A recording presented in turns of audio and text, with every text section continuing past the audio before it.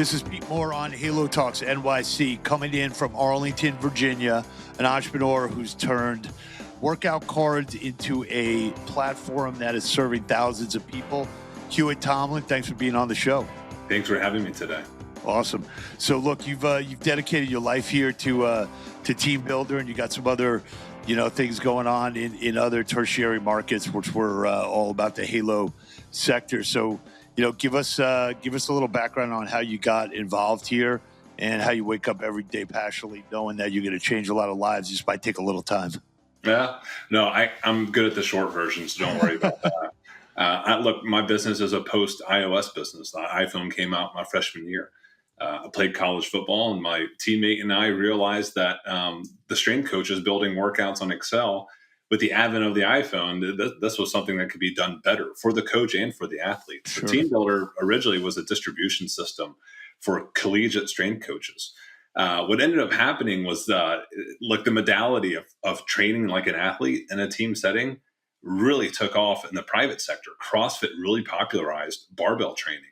So our business today is not just a team sport business. It's a private gym, brick and mortar facility software business for anyone who wants to train. What I've seen over the evolution, I've been doing this now 26 years, the amount of strength equipment that's going into these clubs, they're pulling out their spinning classes, they're pulling out their yoga classes, they're putting in, I was at a club yesterday, they just put down 40 yards of turf and just loaded the place up with, Olympic squat racks. Yeah. And that seems to be where the next generation actually understands the value of strength training.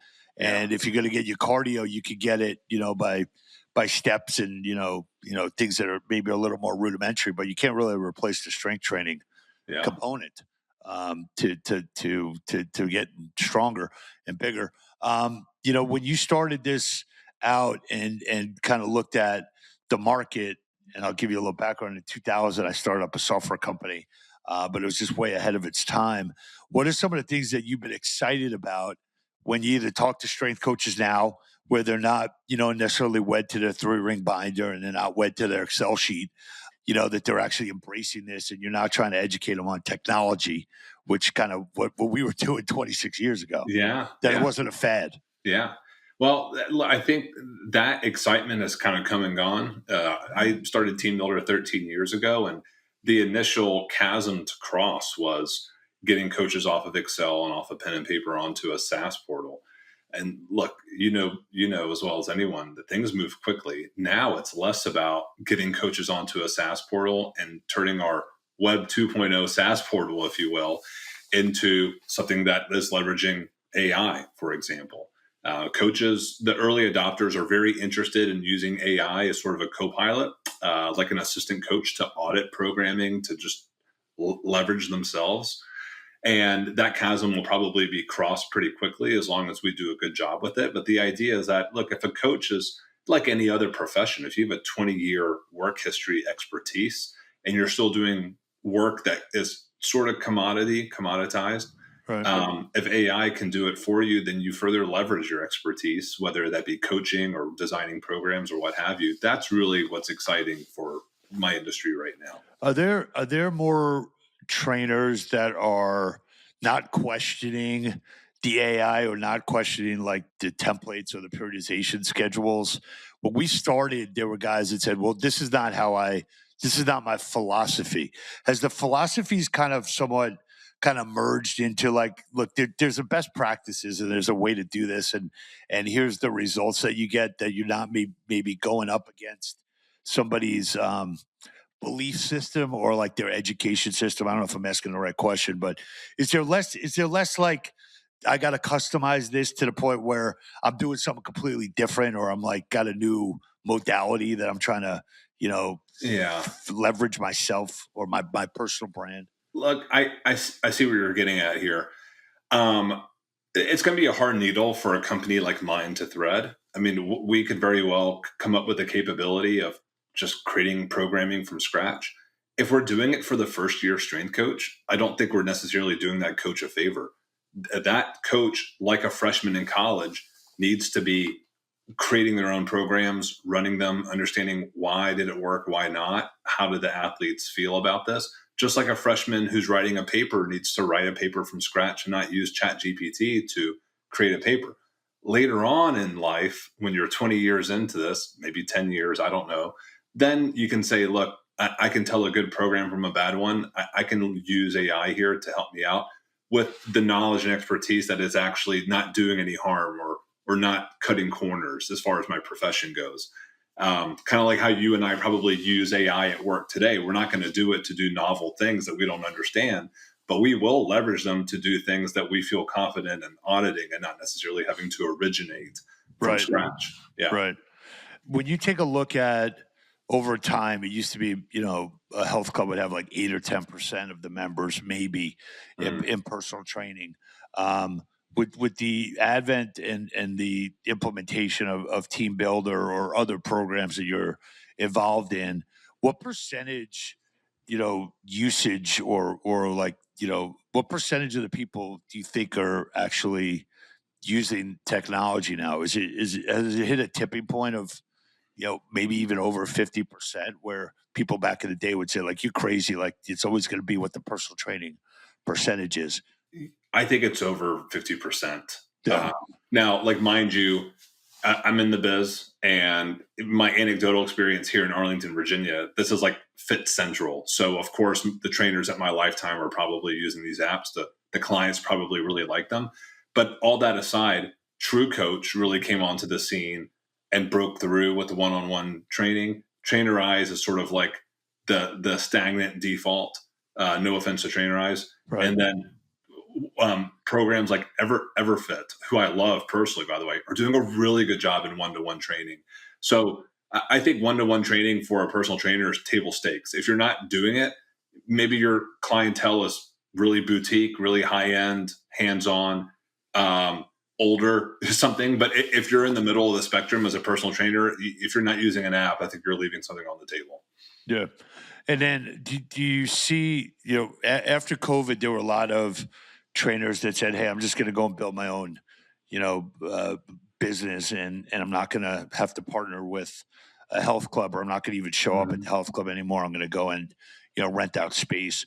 Do you Yeah. see some of that maybe swinging back because people that go to a Lifetime as example? Look, I want to play pickleball. I want my kids to be here. I want to play basketball. I want to be part of a community. I'm not necessarily just looking for Yeah. one-to-one training. Now the personal trainers basically now say, okay, look, I've got a big pond that I could actually fish from. Yeah. And maybe I'll trade that back.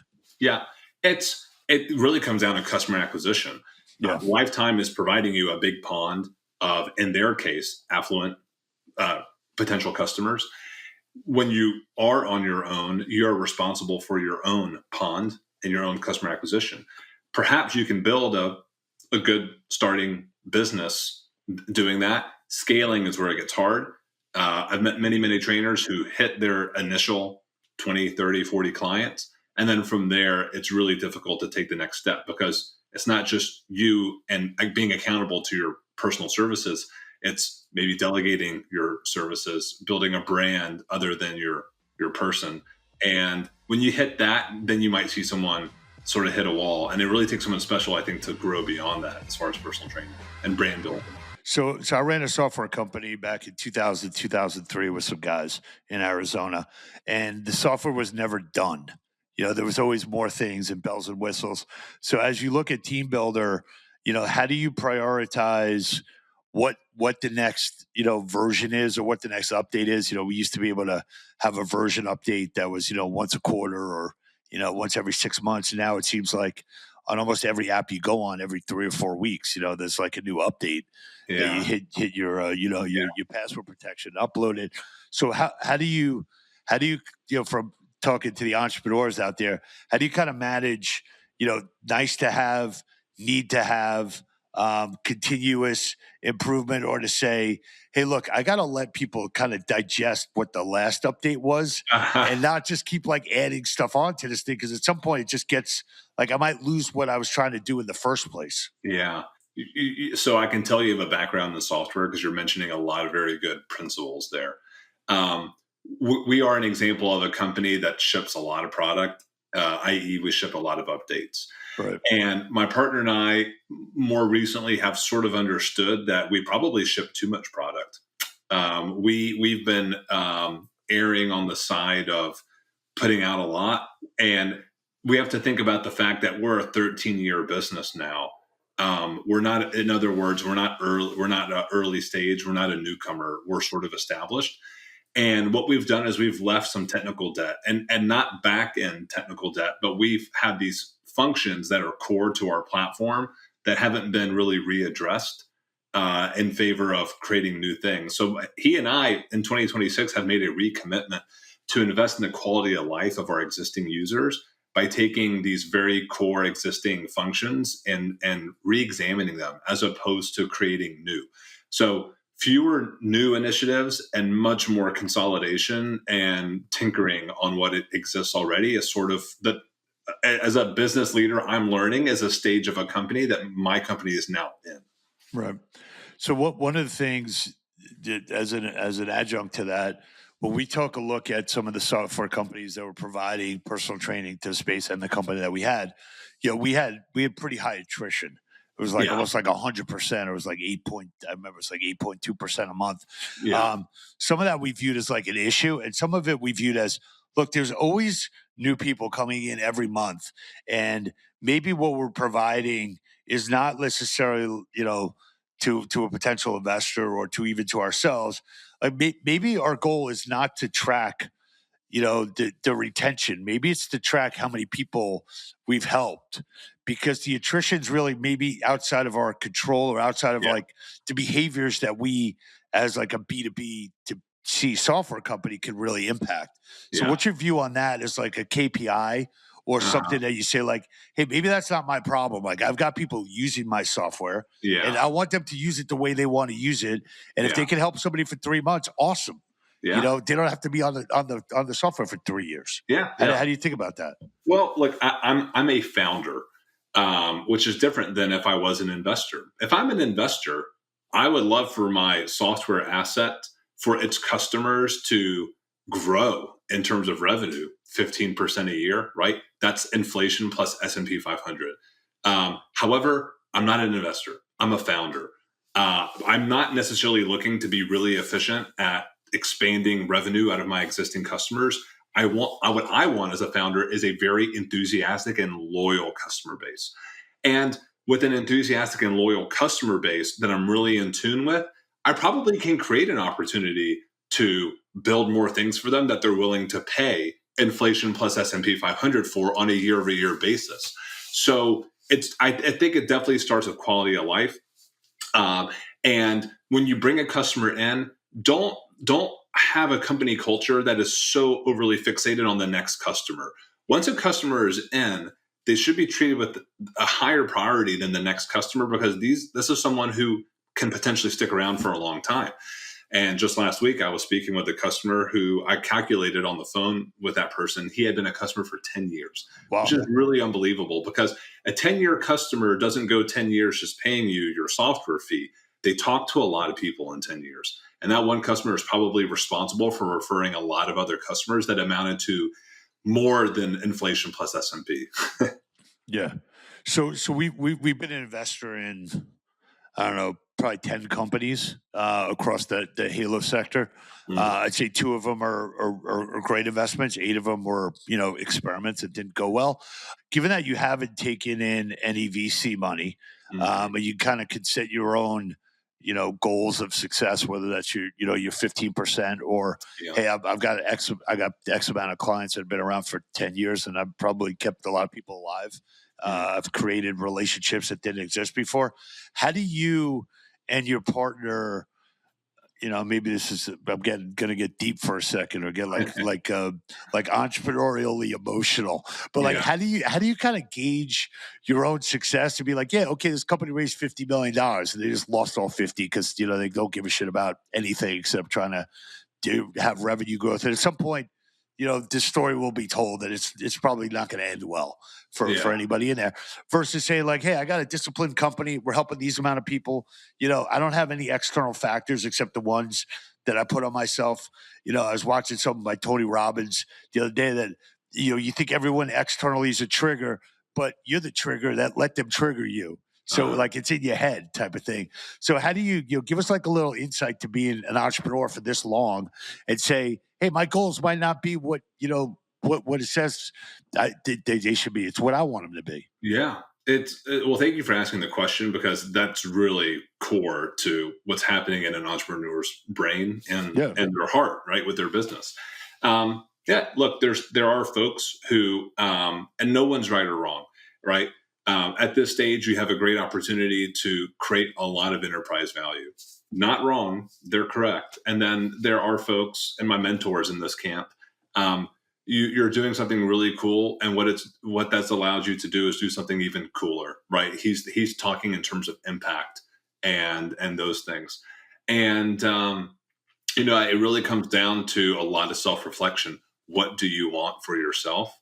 And as you get older, I feel like I get a little bit more clarity, but never really finality. It's just always a thought exercise. Where am I? Am I happy with this? And if not, where do you go from here? So I will say this at this point. I enjoy my conversations with my customers and my colleagues and my business partner and my mentor on a day-to-day basis much more than I enjoy conversations with potential investors. And so far that has a lot of meaning to it. So talk a little bit about the sweatshirt you got on now with Driven, and Yeah. the O in Halo, which is the outdoor category, and how excited you are about that. Well, let me start with the fact that I'm a former football player turned gym rat. I was just in the gym all the time in my 20s. And at some point, I was living in Colorado and spending a lot of time outside. And I started playing a lot of golf in Colorado, really fell in love with it.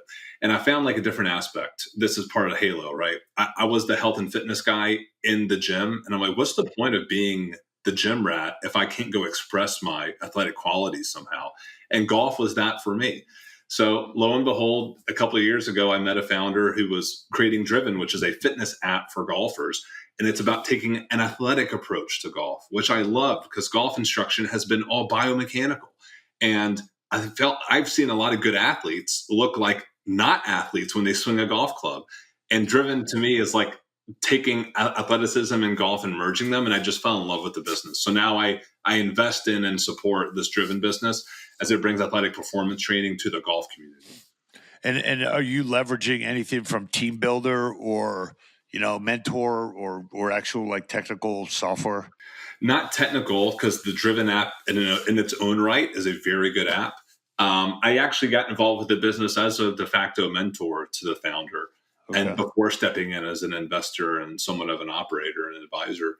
So I'm leveraging my full team builder experience and network to help Driven. I just love the mission of I play a lot of golf. I know a lot of golfers, and I really can't stand when folks love golf and they're battling injuries. They're not healthy. They're so close, right? Because they have a love for a game that makes you move. But the other piece of the puzzle is that you have to prepare for it. And as you prepare for the game, you look better, feel better, swing better, live longer. So, I'm really passionate about it. We're working with a company called Golf Zone, Golf Mhm. Zon, and they from Korea, so they're coming in with some more of these simulators, Cool. which would definitely improve people's games as well. So in closing here, to talk a little bit about Team Builder and the types of clients that this is best suited for. We're a B2B business. We work with coaches. Athletes can't sign up for Team Builder without being invited by a coach. If you are a strength coach and you want to measure how much weight someone's doing, if you're writing progressive overload training programs, you're a fit for us, whether that's high school, college, gym, training facility, what have you. That's who Team Builder is for. And if you're interested in Driven, if you play golf and you're interested in being a fitter person for golf or just in general or both, Driven is the one for you. All right. Well, I just moved to Scottsdale, Arizona, so I will be on Driven. Oh yeah, when I get home from this business trip. And you're in the epicenter of yeah, and we're going to be attending an event in Arlington actually great. next year called Fitness Technology Summit that you should Uh-huh. definitely come to. So we'll get that set up and coordinated. Oh, great. Have you been to Arlington before by chance? Yeah.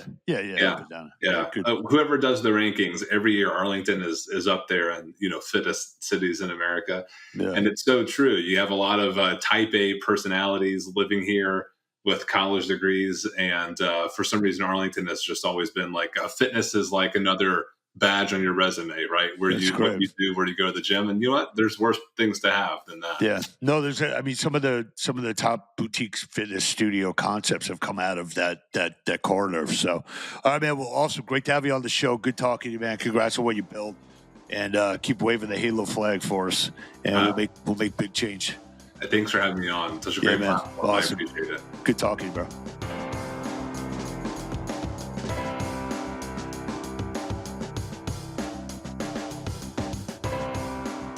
This is Pete Moore on Halo Talks, your captain speaking. I am the founder and managing partner at Integrity Square.